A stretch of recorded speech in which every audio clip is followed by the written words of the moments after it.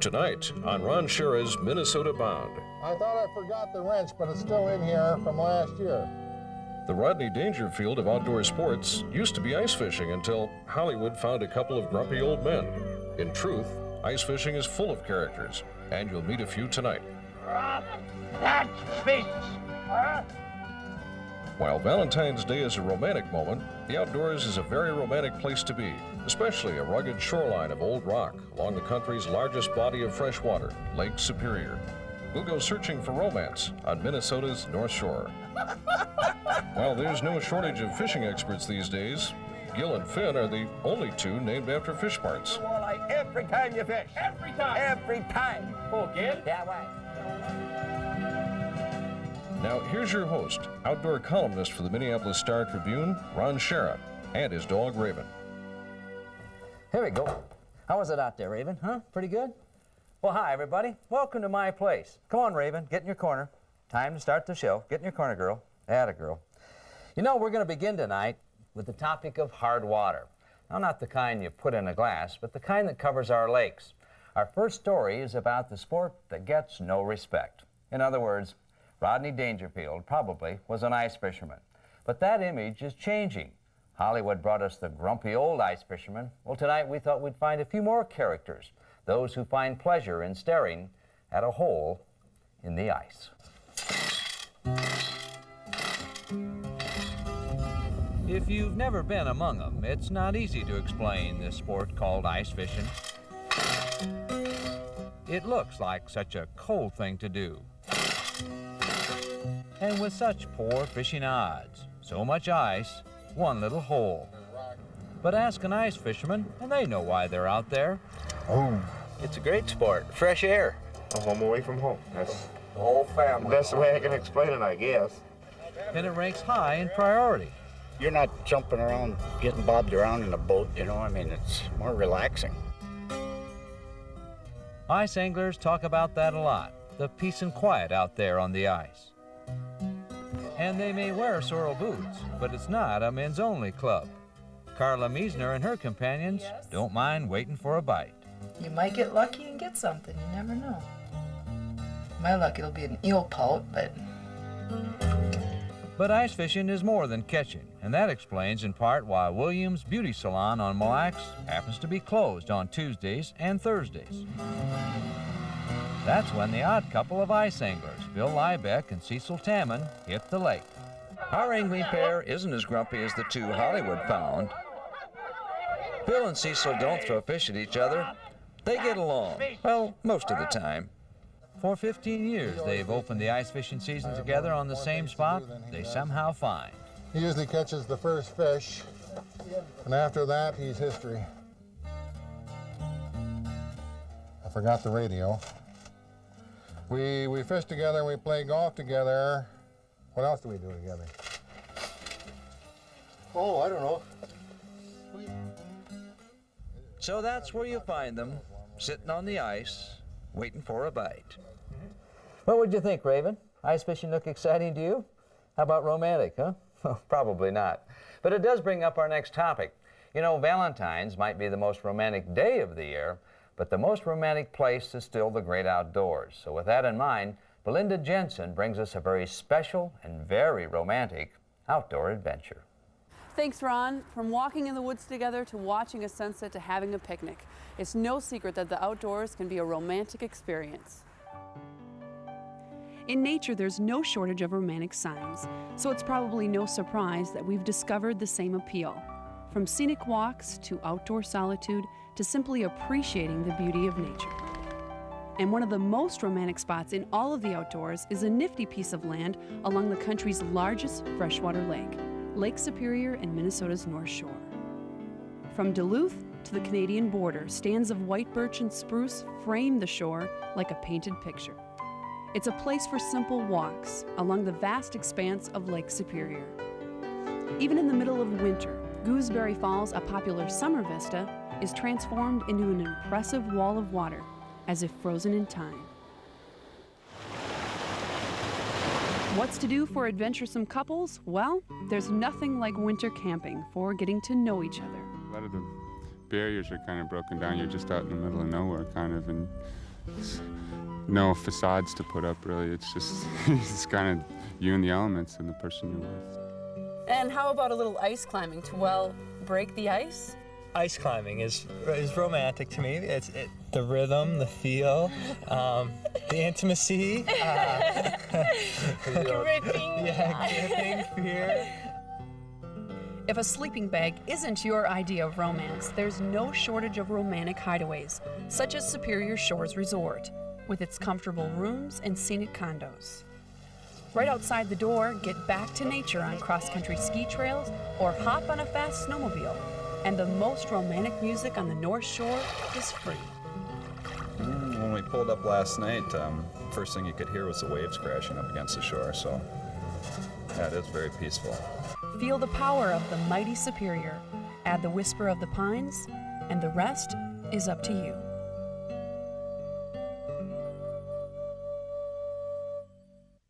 Well, thanks, Belinda. There certainly is something magical and, yes, even romantic about vast Lake Superior. Right, Raven? Well, next, we're going to visit with the country's busiest birdhouse builder. Still ahead, meet the man who built over 35,000 birdhouses that helped restore the bluebird population. Hi, I'm Chef John, the Game Gourmet. Tonight, we're going to do a fun thing. Eat like a king out of the bag in the ice fishing house. If life seems a little dull and lacking adventure, here's a guaranteed cure: ice climbing. Go up these walls and you'll have more respect for the next ice cube in your life. This feature has been brought to you by your Heartland Chevrolet Geo dealer. This year, Chevrolet has more new cars and trucks than anyone. See them all at your Heartland Chevrolet Geo dealer. Minnesota Bound is also sponsored in part by the Minnesota Lottery. Minnesota State Lottery proceeds benefit the great Minnesota outdoors.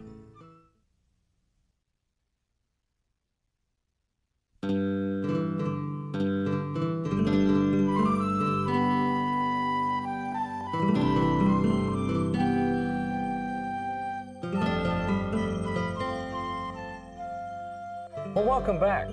Our next story is more than a story about a woodworker who likes to make birdhouses. In fact, it's a story about the conservation and restoration of the bluebird.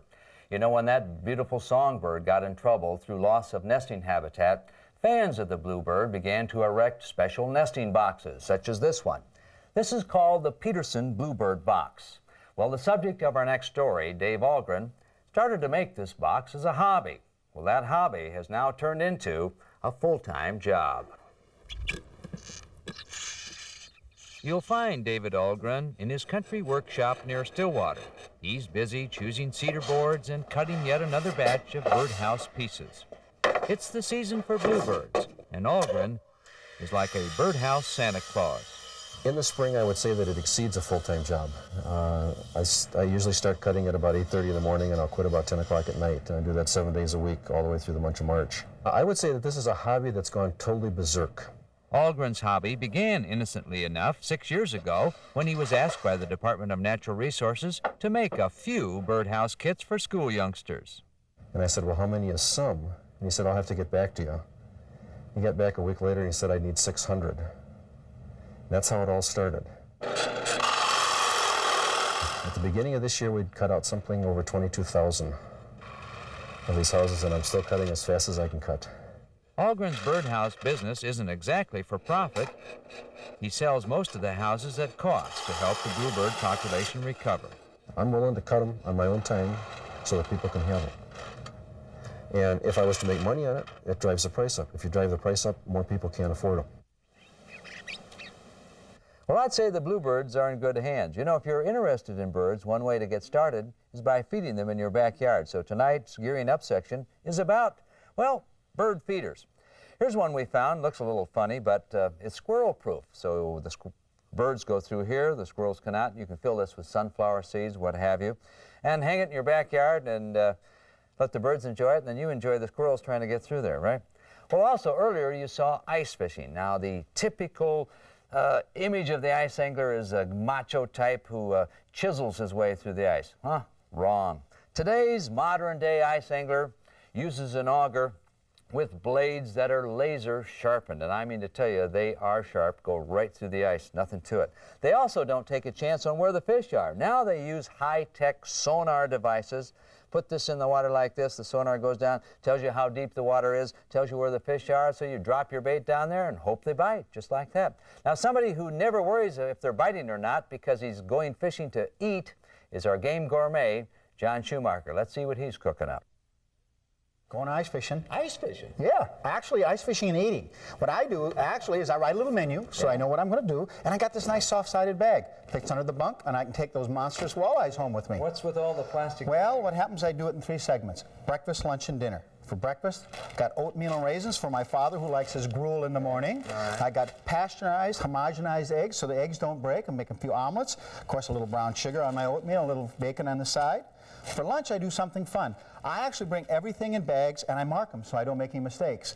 And what happens is this is pancake mix. If I want it for breakfast or if I want to fry the fish fillets in it, I can do that. Okay. Another thing I do is I bring ramen noodles, put them in a pot, bring them to a boil, put those fillets in that fish chowder. They're really, really great. Well, before we get to dinner, what do you cook it all in here? Well, I cook all this in this one, I bring one pot, nice and heavy, transfers the heat, got a lid, I can make soup, I can make breakfast, and I can fry fish. Also, cream-style corn, fried potatoes, and what we do is we take a time to boil these potatoes earlier so the starch doesn't stick to the bottom, doesn't take so long to cook. What if you don't like fish? No problem. Spaghetti. Just throw it in the old pot, a little spaghetti sauce, and for non-fish lovers, and that's what it is. I got one more question. What if the fish don't bite? Don't bite? Well, I always have all right. venison sausages. Still ahead on Ron Schara's Minnesota Bound, attention anglers. It's time for our weekly in-fisherman fishing tip. And we'll go in search of one tough catch, the mighty muskie. This feature was brought to you by Menards. Menards, helping you build America's heartland for 35 years. Minnesota Bound is also sponsored in part by your local Mariner outboard dealer. Stop by and see why Mariner outboards are better in the long run.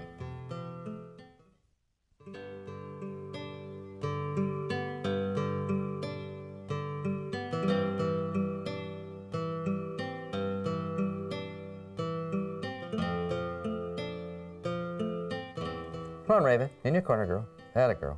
Good girl. You know, they say we climb mountains simply because they're there.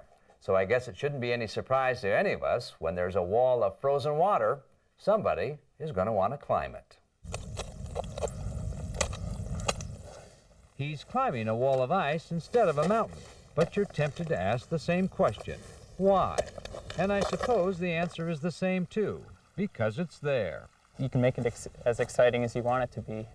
In this case, the ice wall at Lilydale Park hangs on the bluffs overlooking the Mississippi River. It's a favorite of Twin City ice climbers like Paul James and Jeff Stemmerman. A lot of people who ice climb do it as an end to itself. I ice climb because I like it, but also because it's skills that I might need if I'm going climbing somewhere in the mountains.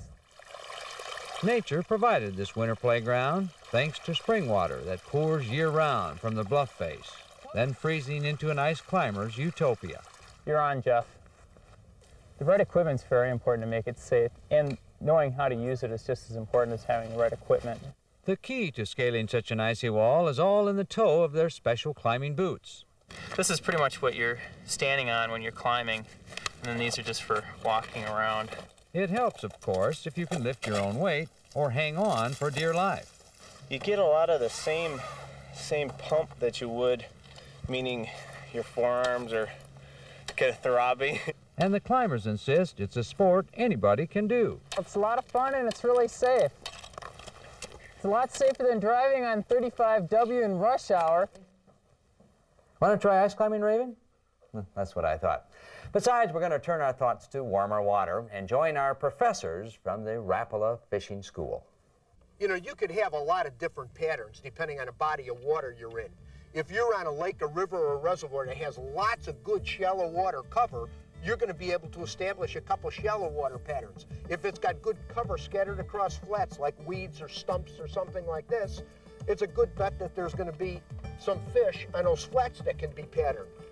And if it's got good deep water edges with cover along the edges, stump rows or weeds like we're fishing here, then you can have some deep water fish. The amount of cover and the way the lake is laid out will determine the patterns. There can easily be 2 really good patterns and a couple other patterns that are producing a few fish. Hey, remember one thing, not all the fish in the lake are doing the same thing at the same time. While patterns are important, there's one fish that seems to avoid all patterns or ploys, the muskie. Next, we'll try to catch one. Fishing for muskies. Minnesota's mystique fish. Takes 10,000 casts, they say. Golly, we must be over that by now. We've tried time after time to catch a muskie on Minnesota Bound. I think we're gonna see one of it. Got that feeling. No luck. So meet muskie nut Ted Roos. Maybe a day of fishing with him will this most elusive fish. For one thing, Roos doesn't think muskies are hard to catch. Sometime during the day, I'll make contact, and usually on a good day, I'll catch 2 to 4. That's not bragging for the man they call the Candy Man.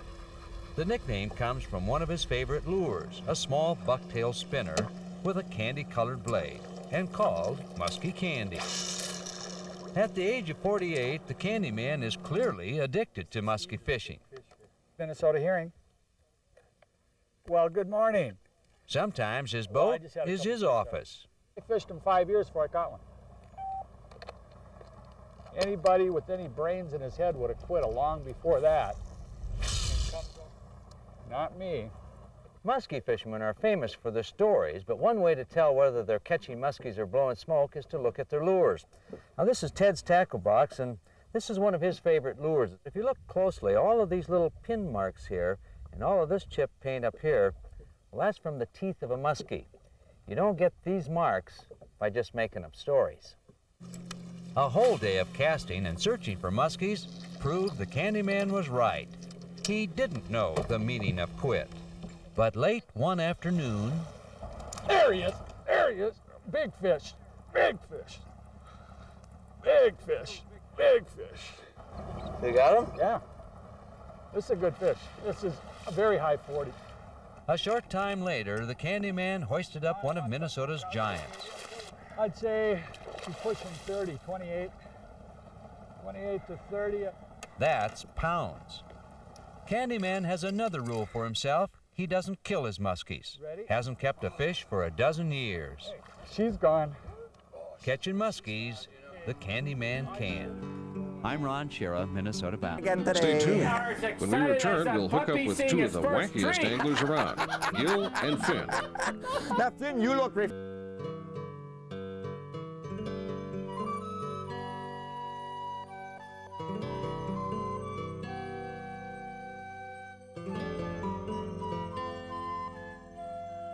Minnesota Bound is sponsored in part by Chevrolet.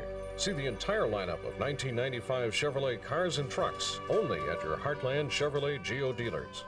And by Menards. Menards, helping you build America's heartland for 35 years. Welcome back. Now it's time to visit Gil and Finn. These are the only two fishing experts named after fish parts.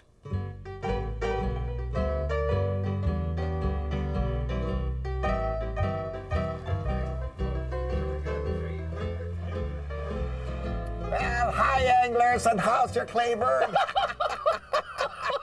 Hi, I'm Finn. And I'm Gil. And we're the only two professional anglers named after fish parts. Yeah, so what does the fishing forecaster say for today? I don't know, I'm reading the horoscopes. What does it say then? Are you a Sagittarius? Are you looking at the horoscopes or a story on dinosaurs? Well, let me see here. It says today you will let a smile be your umbrella and your nose will get struck by lightning. Hey, check the horse racing section, will ya? Yeah, all right, but as I get older, I'm not that interested in horse racing anymore. Yeah, at my age, the daily double is 2 glasses of prune juice. Yeah, I suppose. Well, I think it's time to talk fishing. No, we can't. We're out of time. Well, I hope you learned a lot from us today. Yeah, me too. Yeah. Hey, what'd you think of Gil and Finn, huh? Well, before we leave you tonight, we'd like to again visit the natural world with a segment we call Wild Tape. Remember, introduce a kid to the great outdoors. Until next time, I'm Ron Schara.